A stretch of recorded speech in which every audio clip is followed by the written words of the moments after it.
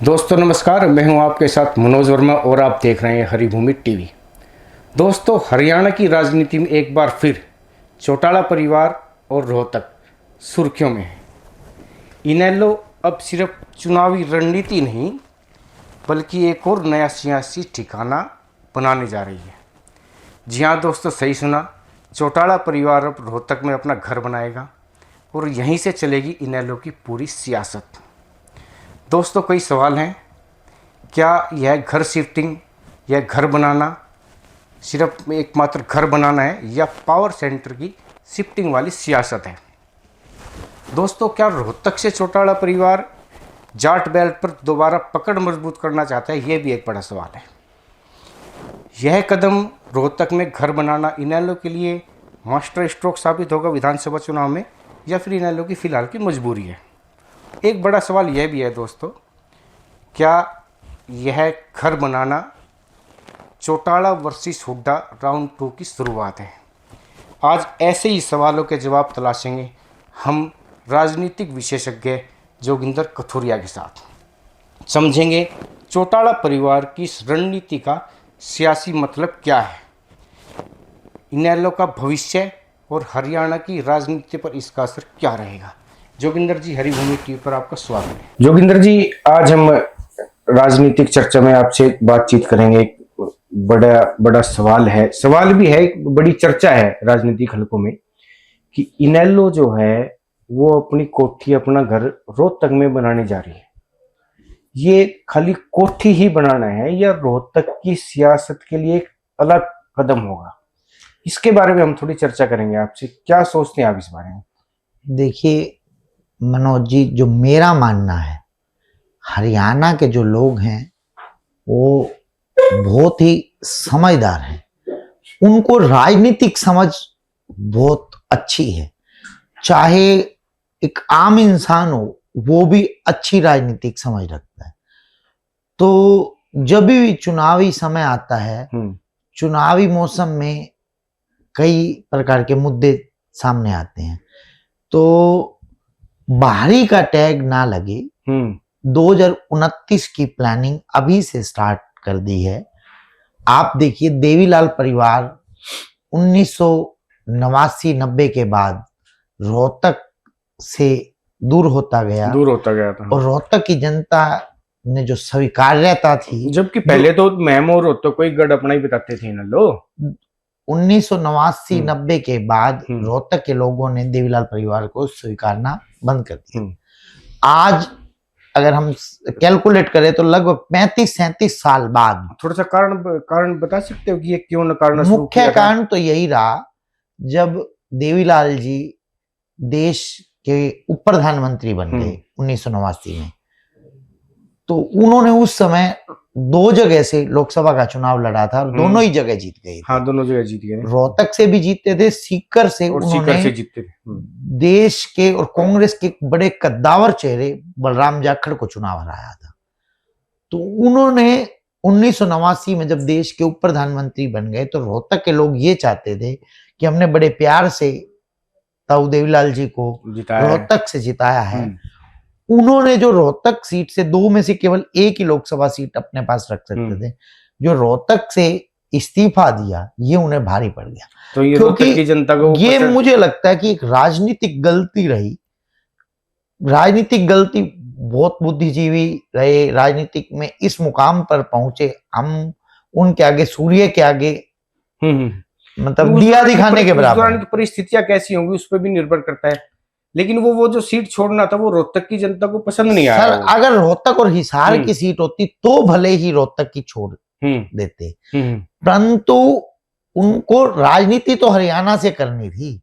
इसलिए रोहतक के लोगों से अलगाववाद, उसके बाद लगातार 1991, 1996, 1998 लगातार 3 बार रोहतक में ताऊ देवीलाल जी लोकसभा का चुनाव लड़े और तीनों ही बार हरियाणा के पूर्व उप मुख्यमंत्री चौधरी भूपेंद्र सिंह हुड्डा से उन्हें मात खानी पड़ी।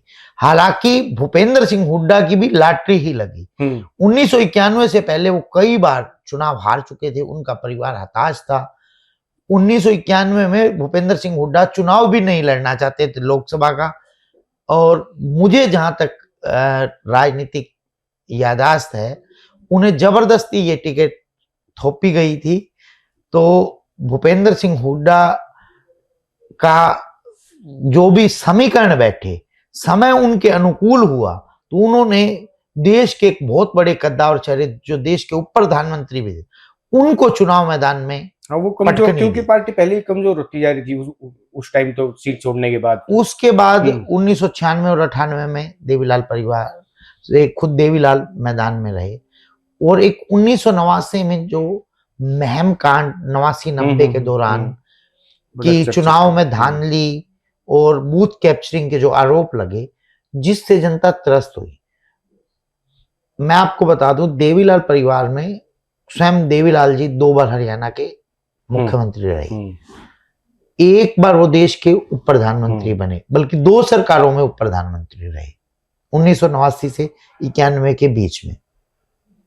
एक तो वीपी सिंह जी की सरकार में, और एक और सरकार में वो उप प्रधानमंत्री चेंज हो गया था, उप प्रधानमंत्री यही थे। और 5 बार इनके बेटे ओम प्रकाश चौटाला जी मुख्यमंत्री रहे। 1989 से 91 के बीच में 3 बार मुख्यमंत्री बने।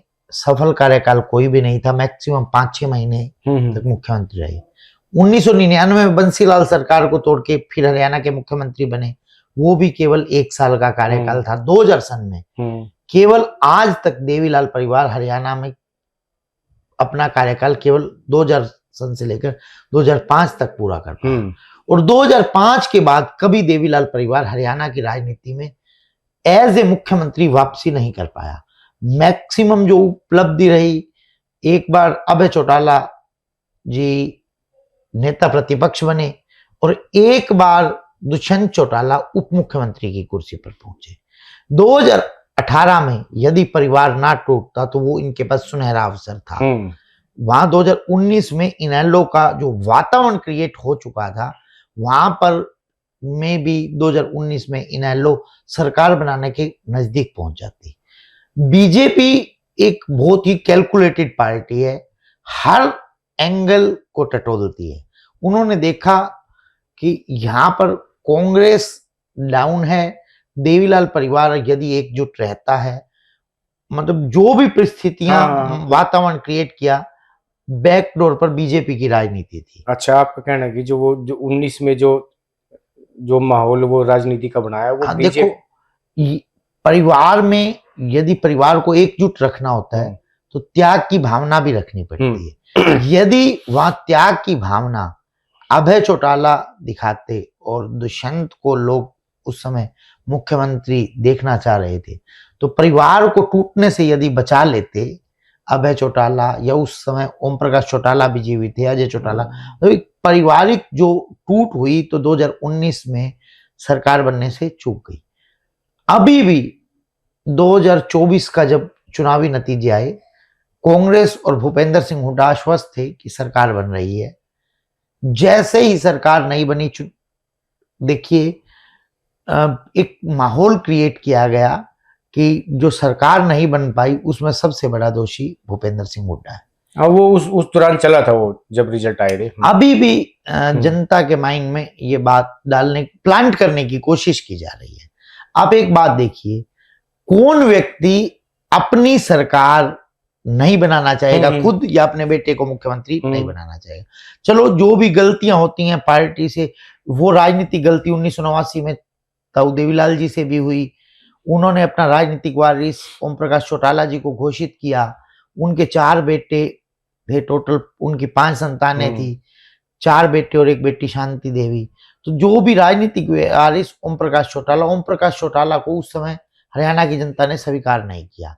जो भी परिस्थितियां बनी, 1999 में आकर ओम प्रकाश चौटाला 1 साल के लिए मुख्यमंत्री, और 2000 सन में आकर पूर्णकालिक पूरे कार्यकाल के लिए मुख्यमंत्री बने। तो अब ये क्या पॉलिटिक्स है, इसके पीछे क्या कारण है कि जो चौटाला परिवार है वो रोहतक में अपना घर बनाने जा रहा है, और रोहतक से ही इनेलो की राजनीति भी चलाना चाह रहा है? देखिए, जब तक भूपेंद्र सिंह हुड्डा और दीपेंद्र सिंह हुड्डा रोहतक की राजनीति में मजबूत रहेंगे, तब तक बड़े जाट नेता के तौर पर आज भी जो वेटेज मिलती है भूपेंद्र सिंह हुड्डा को और दीपेंद्र सिंह हुड्डा को कंपैरेटिवली दुष्यंत और अभय चौटाला से ज्यादा वेटेज मिलती है। जो जाट समाज आज भी परसेंटेज वाइज अगर डाटा पे जाऊं तो 10% भी जाट वोट इनेलो पार्टी को नहीं जा रहा, वहीं 60% के करीब कांग्रेस पार्टी को जा रहा है। तो जब 6 गुना बड़ी पार्टी उनको डैमेज करना है, जब तक ये वोटों का डाइवर्जन होकर उनका जो मुख्य मोटिव है 2029 में दीपेंद्र सिंह हुड्डा को चुनाव हरवाया जाए, दीपेंद्र सिंह हुड्डा और भूपेंद्र सिंह हुड्डा परिवार को डाउन किया जाए, यही मोटिव लेकर वो रोहतक की सियासत में उतरना चाह रहे हैं। ये चौटाला वर्सेस हुड्डा राउंड 2 चला हुआ है। हाँ जी, फिलहाल हाँ बिल्कुल। उनका देखिए 2019 में भी यदि मतलब वहां जेजेपी से एक कैंडिडेट खड़ा था, वो इतने वोट ले गया था शायद 24,000 के करीब। जो इनकी यूथ विंग का प्रेसिडेंट नाम एक एकदम देशवाल, प्रदीप देशवाल। हाँ। तो उसी के कारण दीपेंद्र सिंह हुड्डा एक नॉमिनल मार्जिन से चुनाव हार गए। हाँ, जब तक इनेलो और जेजेपी नहीं बढ़ेंगे, जाट वोट का डाइवर्जन नहीं होगा, तब तक दीपेंद्र मजबूत है।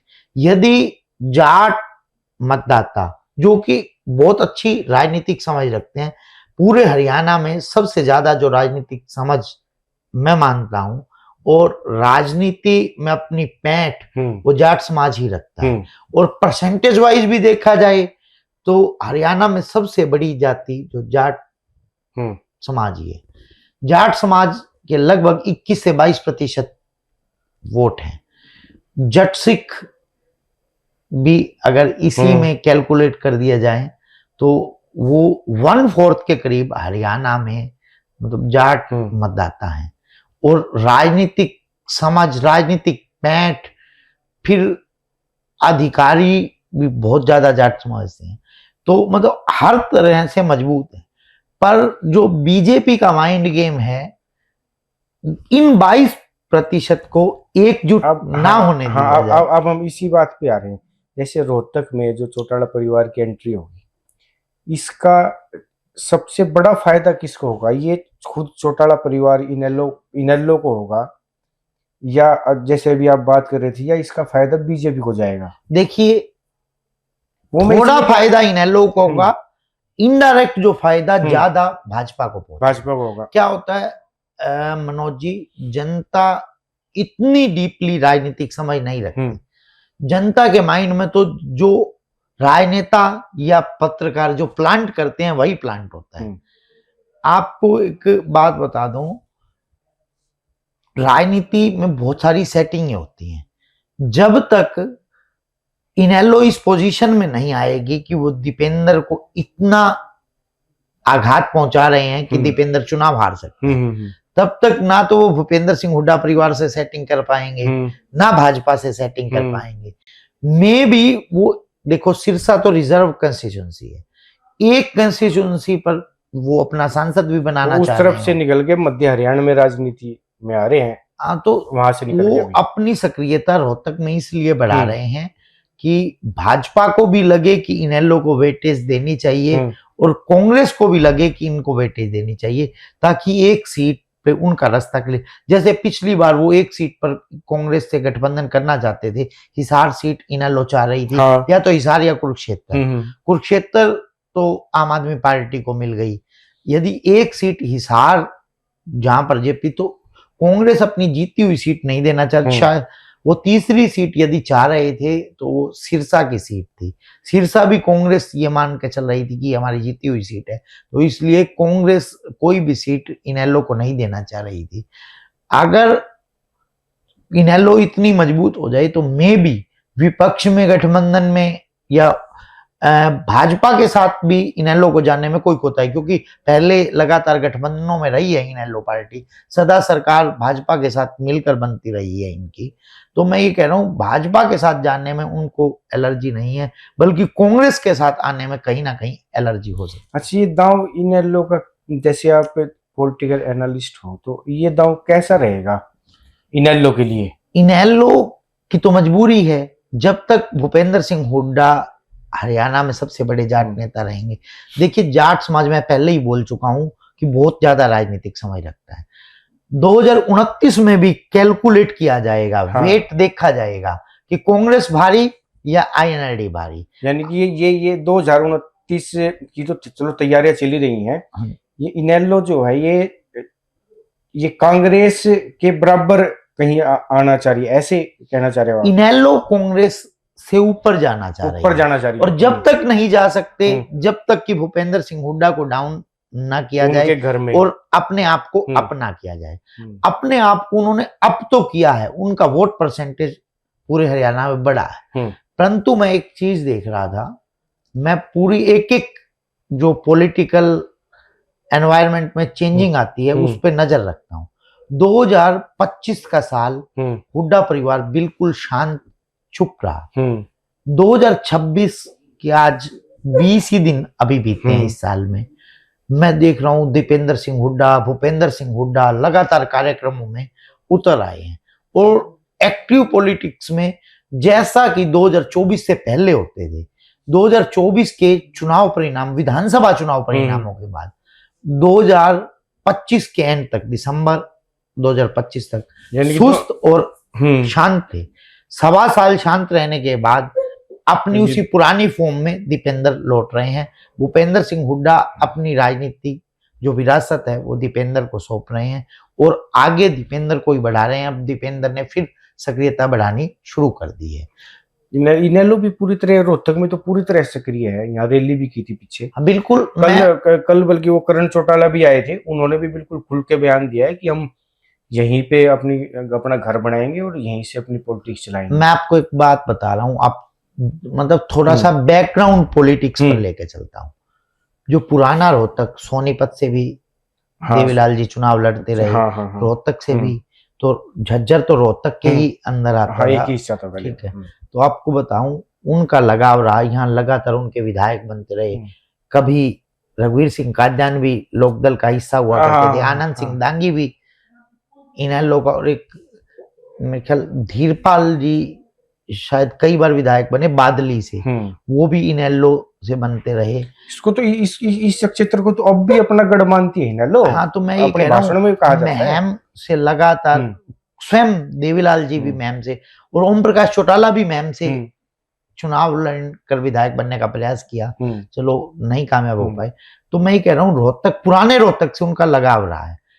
1989 के बाद उनकी रोहतक में राजनीति की जो इसका फायदा होगा फिर अभी यहाँ रोहतक में। देखिए 2029 में दोबारा उनका वो जो वाला दौर था, 2029 में जो जीत की पोजीशन में आ पाएंगे नहीं, आज की स्थिति में तो नहीं लगता। हाँ, खुद जीते ना जीते कांग्रेस को हराने की पोजीशन पर आ सकते हैं अगर इस तरह से चलते रहे, और जाट मतदाताओं का डाइवर्जन हुआ तो इसका फायदा भाजपा को मिलेगा।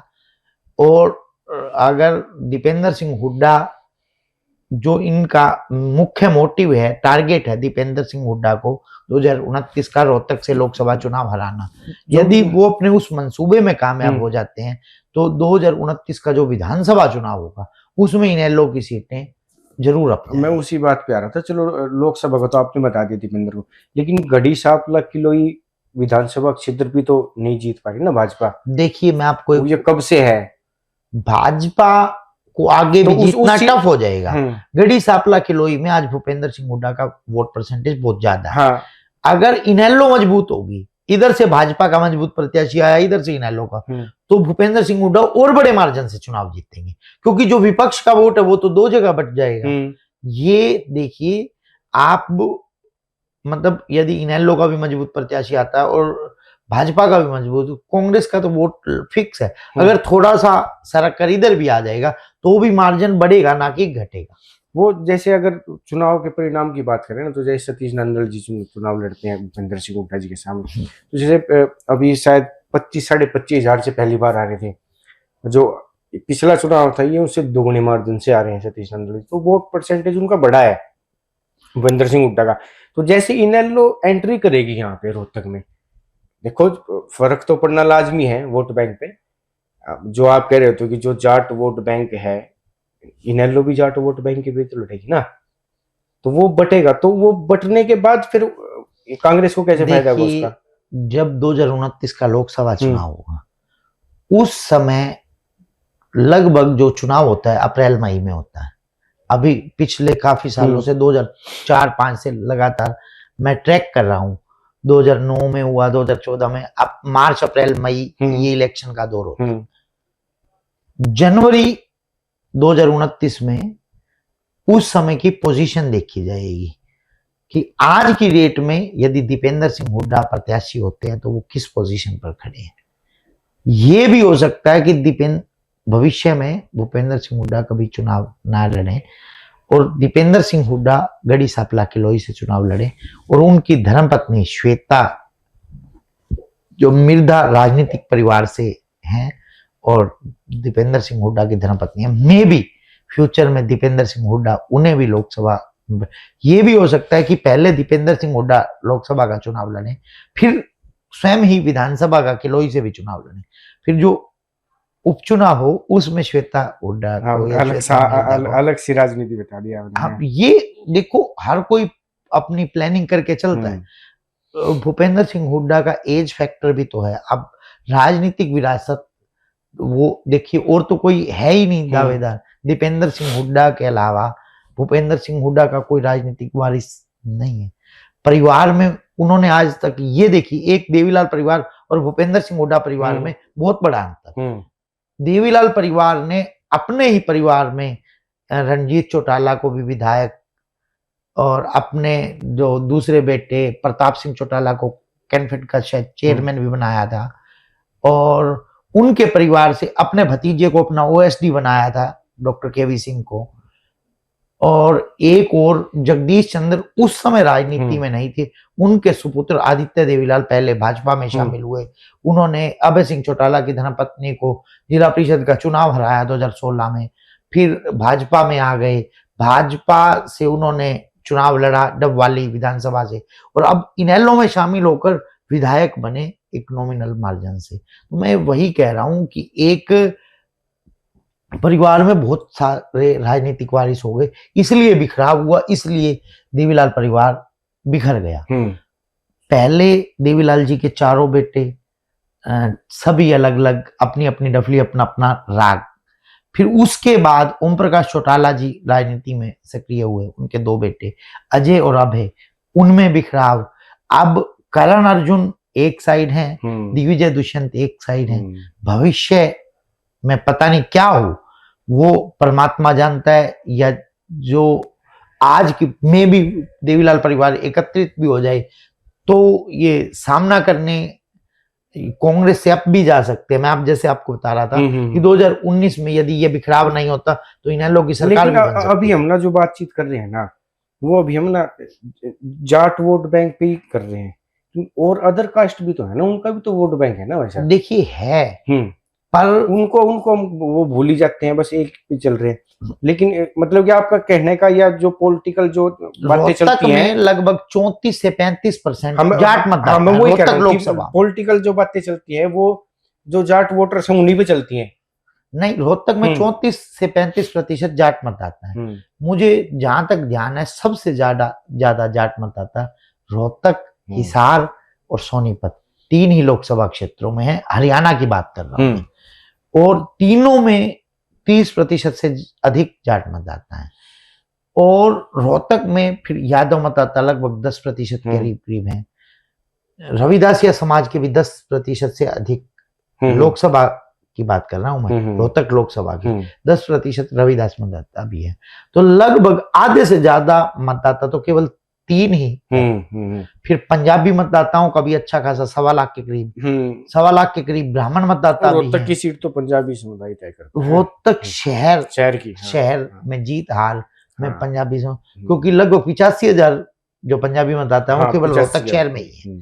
तो ये चीज है, मैं वैसे बता रहा हूँ कि ओवरऑल रोहतक लोकसभा में तो पंजाबी समाज, और उसके बाद मैं आपको बता रहा था ब्राह्मण समाज, लगभग 15 और 70% जो मतदाता है रोहतक लोकसभा के केवल 5 ही जातियों के, जाट, अहीर यादव, उसके बाद रविदासिया, पंजाबी और ब्राह्मण।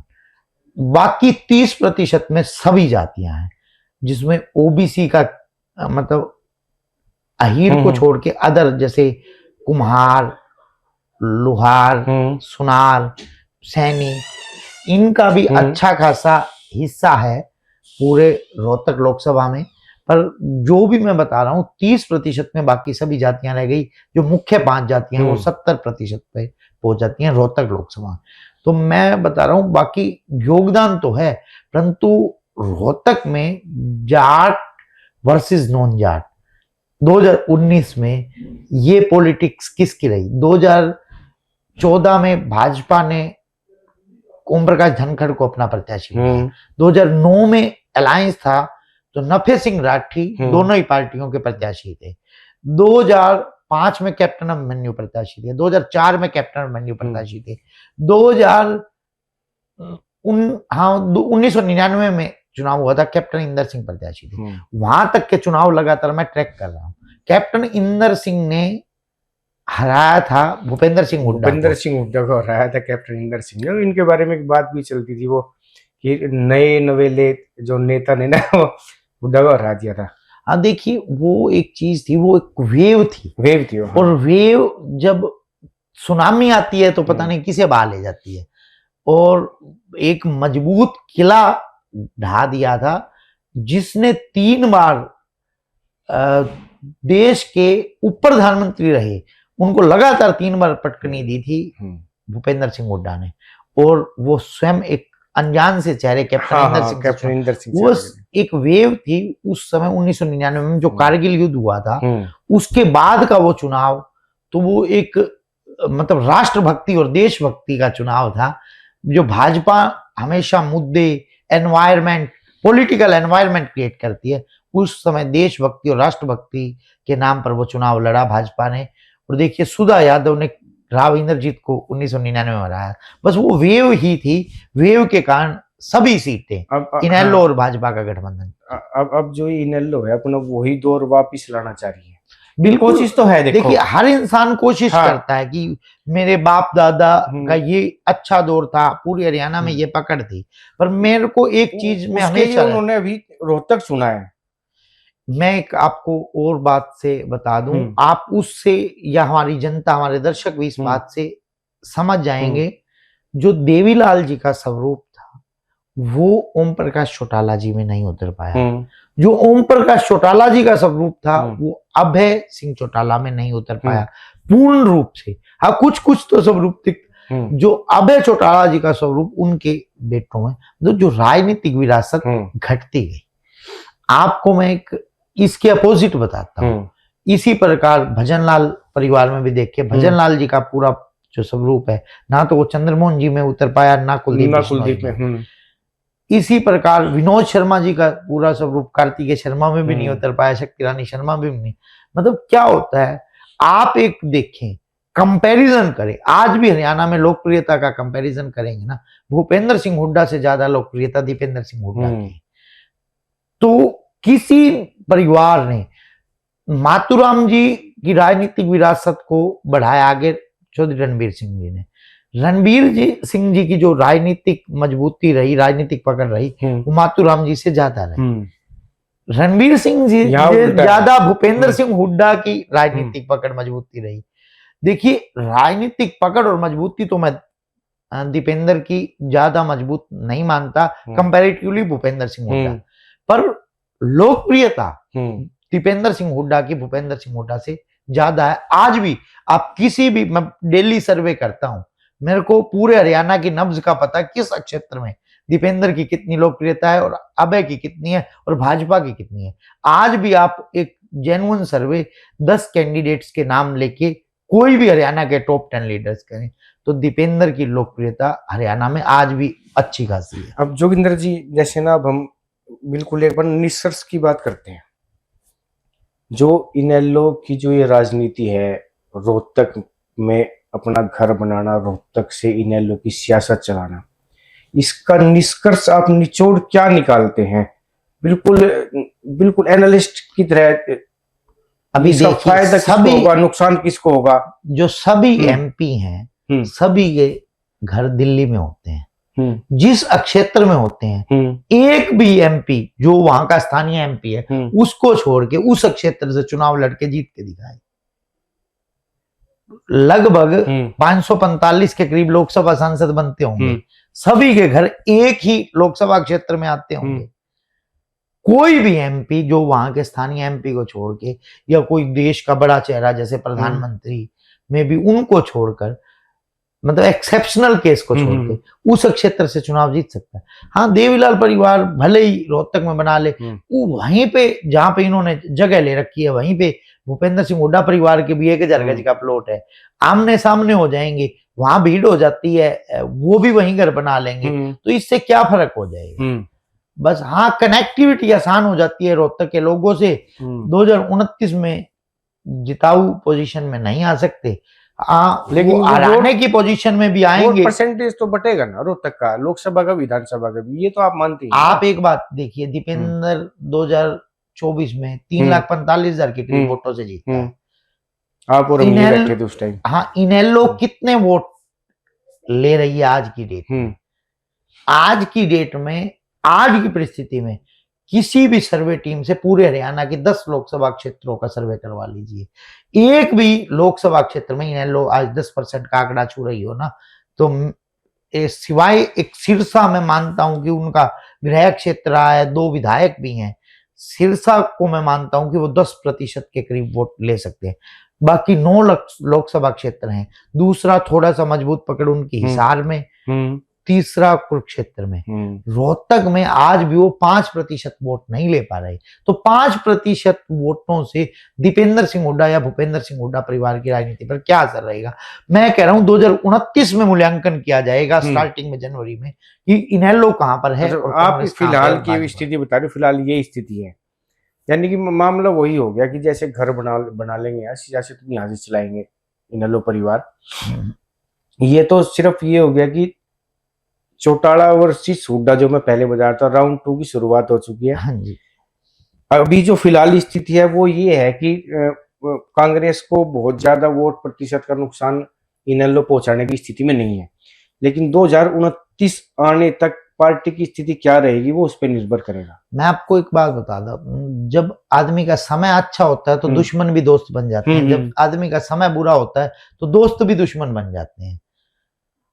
बलराज कुंडू, अभय चौटाला और भी हरियाणा के बड़े दिग्गज अगली बार एक चक्रव्यूह रचकर दीपेंद्र सिंह हुड्डा को उस चक्रव्यूह में फंसाना चाहेंगे। अच्छा, तो वो उस चक्रव्यूह को दीपेंद्र सिंह हुड्डा या हुड्डा परिवार तोड़ पाता है, वैसे लगातार तोड़ता आया है। केवल एक ही बार ही तो 1991 के बाद भूपेंद्र सिंह हुड्डा को रोहतक और सोनीपत से दीपेंद्र सिंह हुड्डा, भूपेंद्र सिंह हुड्डा लगातार इकट्ठे चुनाव लड़े। एक 1999 का चुनाव जो कैप्टन इंदर सिंह से हारे, केवल यही मतलब फेलियर रहे हुड्डा परिवार के।